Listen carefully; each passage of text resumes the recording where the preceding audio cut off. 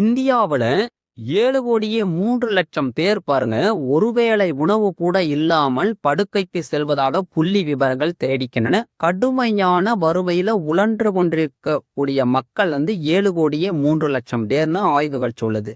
143 கோடி மக்கள் தொகை உள்ள நாட்டுல 7 கோடி பேர் வறுமையில உழல்றாங்க. இந்தியா சுதந்திரம் அடைந்து 79வது சுதந்திர தினத்தை கொண்டாட தயாராகி வருகின்றோம். நம்ம 80வது சுதந்திர தினத்தை அடைய போகிறோம். நினைச்சு பாருங்க, 80 ஆண்டு காலம் தரப்பட்டிருக்கிறது. இந்தியா குடியரசு ஆகி 77 ஆண்டுகளை நிறைவு செய்து விட்டது. ஆனாலும் கூட இன்றைக்கும் வறுமையில் உழலக்கூடிய மக்கள் இந்த தேசத்தில் வாழ்ந்து கொண்டுதான் இருக்காங்க. தனி ஒருவனுக்கு உணவில்லையெனில் இந்த ஜகத்தினை அழித்திடுவோம் என்று சொன்ன கர்ஜித்த பாரதி இன்று இருந்திருந்தா என்ன செய்திருப்பா தெரியுமா? நினைத்து பாருங்க. அப்ப இன்னைக்கு வறுமையும் வேலை வாய்ப்பற்றோரோட எண்ணிக்கையும் பாத்தீங்கன்னா நாளுக்கு நாள் அதிகரித்து கொண்டே இருக்கிறது. ஒரு நிமிடத்திற்கு 44 பேர் இந்த வறுமையிலிருந்து மீண்டு வருவதாக புள்ளி விவரங்கள் சொன்னாலும் கூட இன்னைக்கு பிச்சை எடுப்பவர்களோட எண்ணிக்கை நாளுக்கு நாள் அதிகரிச்சுட்டே இருக்கு.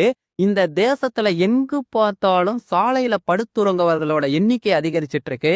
அவங்களுக்கு சரியான வீடற்ற மக்கள், தெருவோரத்துல வசிக்கக்கூடிய மக்கள், புலம்பெயர் தொழிலாளர்களோட எண்ணிக்கை அதிகரிச்சுட்டு இருக்கு. அவங்க பகுதியில அவங்களுக்கு வேலை வாய்ப்பை ஏற்படுத்தி கொடுத்தா இன்னைக்கு அவங்க இந்த புலம்பெயர் தொழிலாளர்களாக ஏன் மாற போறாங்க? அவங்களுக்கு வாழ்விடங்கள் சரியாக இருக்கிறதா? குடிநீர் இருக்கிறதா? சரியான மருத்துவ வசதி இருக்கிறதா? கல்வி வசதி அங்க கரெக்டா போய் சேர்ந்திருக்கா அவர்களுக்கெல்லாம், அந்த புலம்பெயர் தொழிலாளர்களுக்கெல்லாம் அப்படின்னு ஆய்வு செய்ய வேண்டியதையா இந்த அரசாங்கம் அல்லவா?